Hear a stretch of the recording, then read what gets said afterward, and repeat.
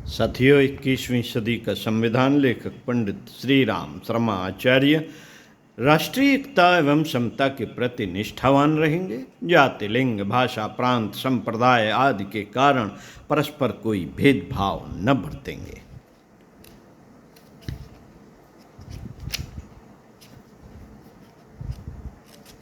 आइए सुनते हैं।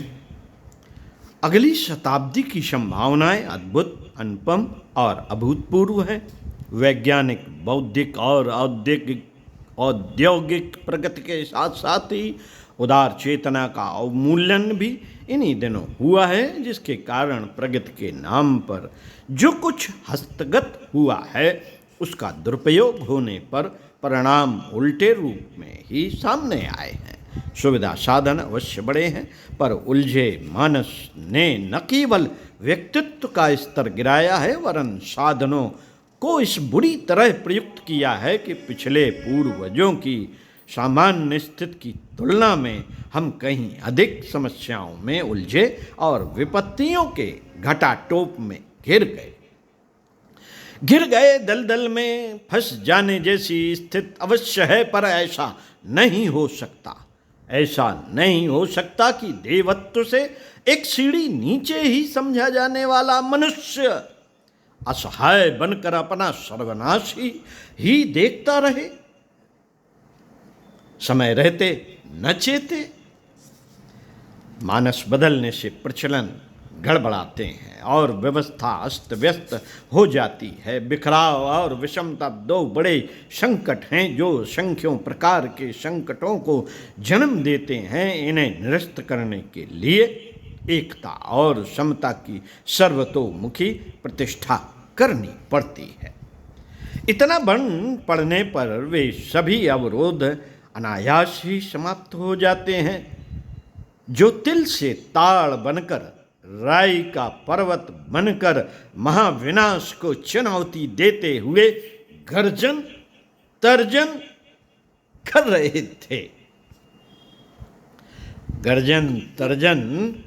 रहे थे। नवयुग में एकता और समता के दोनों सिद्धांत हर व्यक्ति को इच्छा या अनिच्छा से अंगीकार करने पड़ेंगे, ऐसा मनीषियों भविष्य दृष्टाओं का अभिमत है। शासन और समाज को भी अपनी मान्यताएं व्यवस्थाएं इसी प्रकार की बनानी पड़ेंगी। प्रवाह और प्रचलन के अनुरूप अपने स्वभाव में आवश्यक परिवर्तन करने होंगे। अड़ंगेबाजी तो भली बड़ी व्यवस्था में अपनी उद्दंडता का परिचय देने के लिए कहीं ना कहीं से आ टपकती हैं। जलते दीपक की लौ बुझाने के लिए पतंगों के दल उस पर टूट पड़ने से बाज नहीं आते, भले ही इस दुरभिसंध में उन्हें अपने पंख जलाने और प्राण गंवाने पड़े। तूफान का मार्ग रोकने वाले वृक्षों को उखड़ते और झोपड़ों को आसमान में उड़ते हुए आए दिन देखा जाता है। महाकाल के निर्धारण एवं अनुशासन के सामने कोई उद्दंडता अवरोध बनकर अड़ेगी और व्यवधान बनकर कारगर रोकथाम करेगी, इसकी आशंका न की जाए तो ही ठीक है। 21वीं सदी की संपूर्ण व्यवस्था एकता और समता के सिद्धांतों पर निर्धारित होगी। हर क्षेत्र में, हर प्रसंग में उन्हीं का बोलबाला दृष्टिगोचर होगा। इस भवितव्यता के अनुरूप हम अभी से धीमी धीमी तैयारियां शुरू कर दें तो यह अपने हित में होगा। ब्रह्म मुहूर्त में जागकर नित्य कर्म से निपट लेने वाले और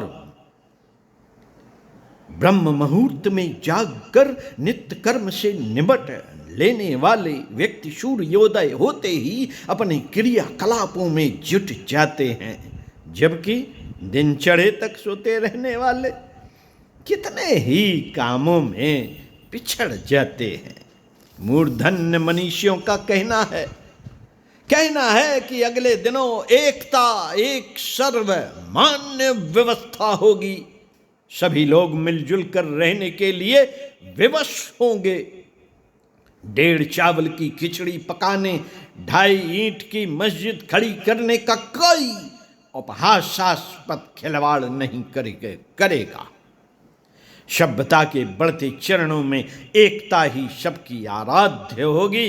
बिलगाव का प्रदर्शन करने वाली बाल खिलवाड़ देर तक अपनी अलग पहचान न बनाए रह सकेगी।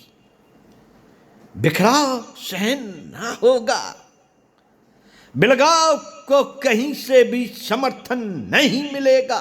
संकीर्ण स्वार्थपरता और अपने मतलब से मतलब रखने वाली मूढ़ता किसी भी क्षेत्र में व्यवहारिक न होगी। मिलजुल कर रहने पर ही शांति, सुविधा और प्रगति की दिशा में बढ़ा जा सकेगा।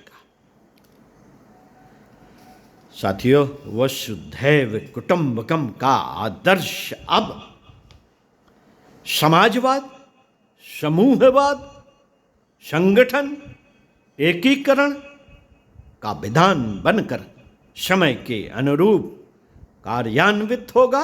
उसे सभी विज्ञजनों का समान समर्थन भी मिलेगा। अगली दुनिया एकता का लक्ष्य स्वीकारने के लिए निश्चय कर चुकी है। अड़ंगेबाजी से निपटना ही शेष है। वे प्रवाह में बहने वाले पत्तों की तरह लहरों पर उछलते कूदते कहीं से कहीं जा पहुंचेंगे। चक्रवात से टकराने की मूर्खता करने वाले तिनकों के अस्तित्व उस वायु भंवर में फंसकर अपना अस्तित्व तक गंवा बैठते हैं।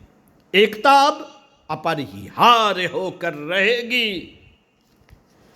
जाति पात के नाम पर, रंग, वर्ण और लिंग के आधार पर अलग अलग कबीले बसा कर रहना आदिम काल में ही संभव था।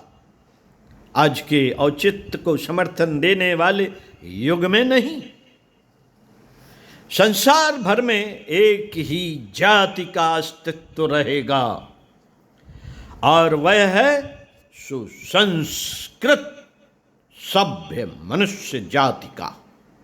काले, पीले, सफेद, गेहुआ आदि रंगों की चमड़ी होने से किसी को भी अपनी अलग बिरादरी बनाए रह सकना अब संभव न होगा।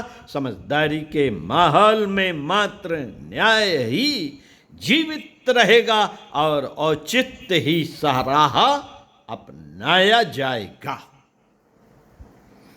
तूती उसी की ही बोलेगी। धर्म संप्रदायों के नाम पर, भाषा, जाति, प्रथा, क्षेत्राद के नाम पर जो कृत्रिम विभेद की दीवारें बन गई हैं, वे लहरों की तरह अपना अपना अलग प्रदर्शन भले ही करती रहें, पर वे सभी एक ही जलाशय की सामयिक हलचल भर मानी जाएंगी। पानी में उठने वाले बबूले थोड़ी देर उछलने मचलने का कौतूहल दिखाते हैं, इसके बाद तुरंत ही उनका अथाह जलराशि में विलय समापन हो जाता है। मनुष्य को अलगाव और बिखराव में बांधने वाले प्रचलन इन दिनों कितने ही पुरातन, शास्त्र सम्मत अथवा संकीर्णता पर आधारित होने के कारण कितने ही प्रबल प्रतीत क्यों ना होते हों, पर अगले तूफान में इन बालुई घरों में से एक का भी पता न चलेगा। मनुष्य जाति अभी इन दिनों भले ही एक ना हो, पर अगले ही दिनों वह सुनिश्चित रूप से एक बनकर रहेगी। धरातल एक देश बनकर रहेगा। देशों की कृत्रिम दीवारें खींचकर उसके टुकड़े बने रहना ना तो व्यवहारिक रहेगा ना सुविधाजनक। इनके रहते शोषण, आक्रामकता, आपाधापी का माहौल बना ही रहेगा। देशभक्त के नाम पर युद्ध छिड़ते रहेंगे और समर्थ दुर्बलों को पीसते रहेंगे। जंगल का कानून, मत्स्य न्याय इस अप्राकृतिक विभाजन की व्यवस्था ने ही उत्पन्न किया है। हर क्षेत्र का नागरिक अपनी ही छोटी कोठरियों में रहने के लिए बाधित है। वहां यह सुविधा नहीं कि अपनी अनुकूलता वाले किसी भी क्षेत्र में बस सके। कुछ देशों के पास अपार भूमि है, कुछ को बेतुकी घिचपिच में रहना पड़ता है। कुछ देशों ने अपने क्षेत्र की खनिज एवं प्राकृतिक संपदाओं पर अधिकार घोषित करके धन कुबेर जैसी स्थिति प्राप्त कर ली है, और कुछ को असीम श्रम करने पर भी प्राकृतिक संपदा का लाभ न मिलने पर असहायों की तरह तरसते रहना पड़ता है। भगवान ने धरती को अपने सभी पुत्रों के लिए समान सुविधा देने के लिए सृजा है। प्राकृतिक संपदा पर सभी का समान हक है। फिर कुछ देश अनुचित अधिकार को अपनी पिटारी में बंद कर शेष को दाने दाने के लिए तरसावे। यह विभाजन अन्यायपूर्ण होने के कारण देर तक टिकेगा नहीं। आज की दादागिरी आगे भी इसी प्रकार अपनी लाठी बजाती रहेगी। यह हो नहीं सकेगा। विश्व एक देश होगा और उस पर रहने वाले सभी मनुष्य ईश्वर प्रदत्त सभी साधनों का उपयोग एक पिता की संतान होने के रहते कर सकेंगे। एक पिता की संतान होने के नाते कर सकेंगे। परिश्रम और कौशल के आधार पर किसी को कुछ अधिक मिले यह दूसरी बात है, पर पैतृक संपदा पर तो सभी संतानों का समान अधिकार होना ही चाहिए, औचित होना चाहिए। ऐसा मनीषा ने घोषित किया है। न्याय युग में उसे हो रहा है या हो गया है कहा जाएगा। बूंदें अलग अलग रहकर अपनी श्री गर्मा का परिचय नहीं दे सकती। उन्हें हवा का एक झोंका भर सुखा देने में समर्थ होता है, पर जब वे मिलकर एक विशाल जलाशय का रूप धारण करती हैं तो फिर उनकी समर्थता और व्यापकता देखते ही बनती है। इस तथ्य को हमें समूची मानव जाति को एकता के केंद्र पर केंद्रित करने के लिए साहसिक तत्परता अपनाते हुए संभव कर दिखाना होगा। धर्म संप्रदायों की विभाजन रेखा भी ऐसी ही है, जो अपनी सभ्यताओं को सच और दूसरों के प्रतिपादनों को झूठा सिद्ध करने में अपने बुद्धि वैभव से शास्त्रार्थों टकरावों के अपड़ने पर उभरती रही हैं। शस्त्र अस्त्र वाले युद्धों ने कितना विनाश किया। अस्त्र शस्त्र वाले युद्धों ने कितना विनाश किया है उसका प्रत्यक्ष होने के नाते लेखा जोखा लिया जा सकता है, पर अपनी धर्म मान्यता दूसरों पर थोपने के लिए कितना दबाव और कितना प्रलोभन, कितना पक्षपात और कितना अन्याय इन कामों में लगाया गया है, इसकी परोक्ष विवेचना किया जाना संभव हो तो प्रतीत होगा कि इस क्षेत्र के आक्रमण भी कम दुखदायी नहीं रहे। आगे भी इसका इसी प्रकार परिपोषण और प्रचलन होता रहा तो विवाद, विनाश और विषाद घटेंगे नहीं, बढ़ते ही रहेंगे। अनैतिकता में अनेकता, अनेकता में एकता, अनेकता में एकता खोज निकालने वाली दूरदर्शिता को संप्रदायवाद के क्षेत्र में भी प्रवेश करना चाहिए। आरंभिक दिनों में सर्वधर्म संभाव, सहिष्णुता, बिना टकराए अपनी अपनी मर्जी पर चलने की स्वतंत्रता अपनाए रहना ठीक है, काम चलाऊ नीत है। अंततः विश्व मानव का एक ही मानव धर्म होगा। अंततः विश्व मानव का एक ही मानव धर्म होगा। उसके सिद्धांत, चिंतन, चरित्र और व्यवहार के साथ जुड़ने वाली आदर्शवादिता पर अवलंबित होंगे। मान्यताओं और परंपराओं में से प्रत्येक को तर्क, तथ्य, प्रमाण, परीक्षण एवं अनुभव की कसौटियों पर कसने के उपरांत ही विश्व धर्म की मान्यता मिलेगी। संक्षेप में उसे आदर्शवादी व्यक्तित्व और न्यायोचित निष्ठा पर अवलंबित माना जाएगा।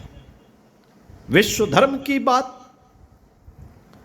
आज भले ही सघन तमस्त्रा में कठिन मालूम पड़ती हो, पर वह समय दूर नहीं, वह समय दूर नहीं जब एकता का सूर्य उभरेगा, जब एकता का सूर्य उगेगा और इस समय जो अदृश्य है, असंभव प्रतीत होता है, वह उस बेला में प्रत्यक्ष एवं प्रकाशमान होकर रहेगा।